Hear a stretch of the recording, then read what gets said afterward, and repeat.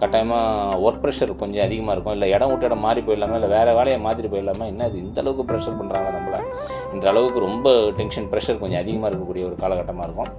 Business பண்ணுறாங்கன்னா அது நல்லபடியாக வரணுன்ற அமைப்புகள்லாம் இருக்கும். இந்த கமிஷன் பேஸ் ஏஜென்சி தரக்கெல்லாம் பார்க்குறாங்க இல்லையா, நம்ம அப்படி இப்படி சொல்லிவிட்டால் அந்த மாதிரியான பண வருமானம் என்பதெல்லாம் அந்த மாதிரி பண்ணுறவங்களுக்கு நிச்சயமாக மிகப்பெரிய ஒரு ஏற்றம் என்பது இருக்குது இந்த காலகட்டத்தில். அதேமாதிரி இந்த தொழிலில் ஒரு பிஸ்னஸ் வரப்போகுதுன்னா அதெல்லாம் சால்வ் பண்ணி வச்சுக்கணும். இப்போ யாருக்கு எந்த டாக்குமெண்ட்டில் எங்கே நம்ம சைன் பண்ணணும், இது ஒரு பொருளை வாங்குகிறோம் அதுக்கான ப்ராப்பரான ரசீது, இதெல்லாம் நம்ம ஓரளவு கரெக்டாக வச்சுக்கிட்டோம்னா கூட இன்னும் நல்ல நமக்கு சிறப்பான ஒரு சூழ்நிலையை இந்த கன்னிராசிக்காரங்களுக்கு இருக்குது.